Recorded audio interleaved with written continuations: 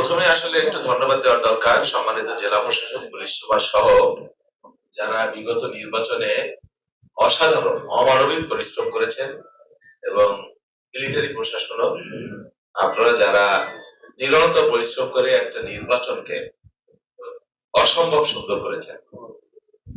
সেজন্য যারা সংশ্লিষ্ট কর্মকর্তা কর্মচারী প্রত্যেককেই আমাদের পক্ষ থেকে আন্তরিক শুভেচ্ছা এবং ধন্যবাদ জানাই।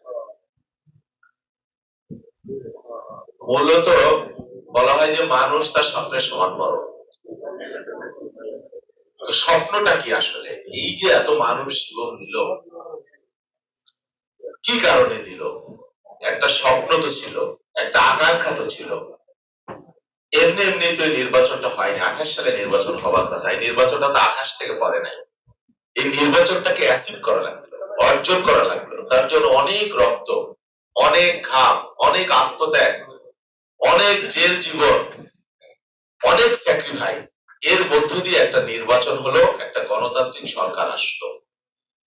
এই সরকারের কাছে কি চাহিদা ছিল? এই যে যারা জীবন দিয়ে গেল বা যারা আত্মত্যাগ করলো, একটা পরিবর্তন তো চেয়েছে, ইতিবাচক একটা পরিবর্তন, যে দেশে গণতন্ত্র আসবে, ইনসাফ প্রতিষ্ঠা হবে, ন্যায় বিচার প্রতিষ্ঠা হবে, একটা কল্যাণ রাষ্ট্র হবে, মানুষ সুবিচার পাবে,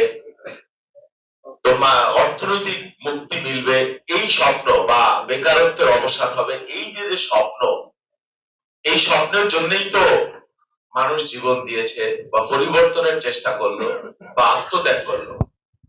এই স্বপ্ন কারা পূরণ করবে? ফার্স্ট অফ অল যে হ্যাঁ ঠিক আছে, রাজনৈতিক দল, সরকার, নেতৃত্ব, প্রধানমন্ত্রী, মন্ত্রী, এমপি এবং মূলত যারা মাঠের কাজ করে, আপনারা যারা এখানে আছেন, তাদের মাধ্যমেই কিন্তু এই পরিবর্তনটা বা সরকারের যে গৃহীত পদক্ষেপ বা কর্মসূচি আপনাদের মাধ্যমে সেটা মানিত হবে।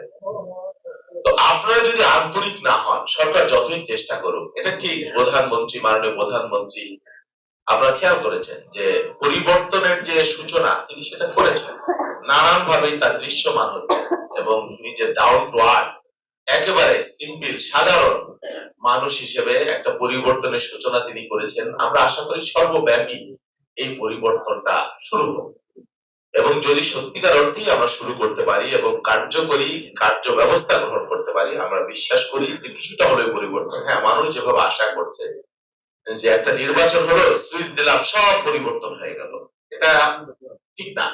কিন্তু পরিবর্তন যে আবার করা যাবে না তাও ঠিক না। অবশ্যই পরিবর্তন হবে। সবটুকু যদি অর্জন না করতে পারি, আমরা কিছু অর্জন করতে পারবো, ভালোই অর্জন করতে পারবো। প্রত্যেকেই যদি আমরা যার যার জায়গা থেকে দায়িত্বশীল আচরণ করি, চেষ্টা করি, কাজ করি, শ্রম দেই, আমি বিশ্বাস করি পরিবর্তন হবে। আমি মনে করি, এখানে অনেকে আলোচনা করেছে, ফার্স্ট অফ অল যে একটা ভালো ব্যাপার যে নির্বাচনের পরে একটা ল অ্যান্ড অর্ডারের একটা ডিটোরেট হয়ে যায়, বিভিন্ন সময় আমরা দেখেছি। কিন্তু এইবার আমরা একটু ব্যতিক্রম পেলাম। সত্যিকার অর্থেই বিশেষ করে সংখ্যালঘু সম্প্রদায় নানান সময় নানান ভাবে আক্রান্ত হয়ে থাকে। আলহামদুলিল্লাহ সেরকম কোনো ঘটনা এবার আমরা দেখিনি। জানা মতে বিচ্ছিন্ন ঘটেছে কিনা আমি জানি না, এটা খুবই একটা পজিটিভ দিক। তারপরে নির্বাচনের পরে দলের মতে গোষ্ঠীতে নানান ধরনের সংঘাত সংঘর্ষ হয়ে থাকে আমাদের দেশে এবং খুবই কম হয়েছে। বিশেষ করে আমরা আমাদের নির্বাচনী এলাকা আলহামদুলিল্লাহ 0% আনতে পারছি, 0 আলহামদুলিল্লাহ এটা হয়।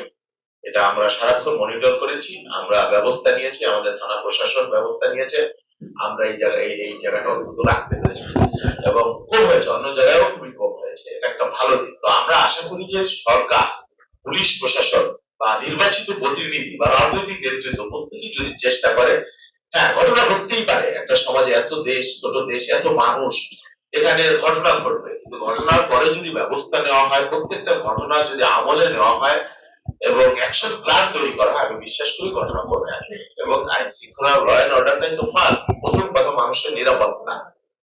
মানুষের নিরাপত্তাটা সবচেয়ে গুরুত্বপূর্ণ, তারপরে দ্রব্যমূল্য বাকি সব যে ব্যবস্থা আছে সেটা গণতান্ত্রিক শাসনের যে একটা সূচনা হলো, আমরা বিশ্বাস করি যে নিরাপত্তা ফার্স্ট এবং এই বিষয়ে পুলিশ প্রশাসন জিরো টলারেন্স। একটা জিনিস সবচেয়ে গুরুত্বপূর্ণ, আমরা নানান ধরনের কথা শুনি, নানান ধরনের ব্যাপার, একটা সমস্যা যদি ইন্ডিকেট করা যায় শুধুমাত্র মাদক, ট্রাক, আমার মনে হয় কোন রাজনৈতিক নেতৃত্ব এই বিষয়ে মানে জিরো টলারেন্স।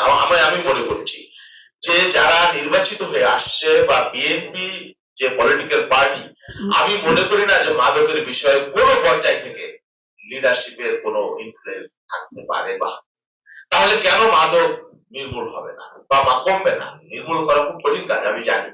আপনি যদি মাদকটা কন্ট্রোল করতে পারেন, অনলি মাদক, আপনি দেখবেন চুরি, বাটপারি, ইভটিজিং, ছিনতাই বা সামাজিক নানান ধরনের অস্থিরতা অনেকগুলা কিন্তু কমে আসবে। শুধু আমাদের এই এলাকার সমস্যা না, এই সমস্যা ন্যাশনাল ওয়াইড সারা দেশে ছড়াই গেছে।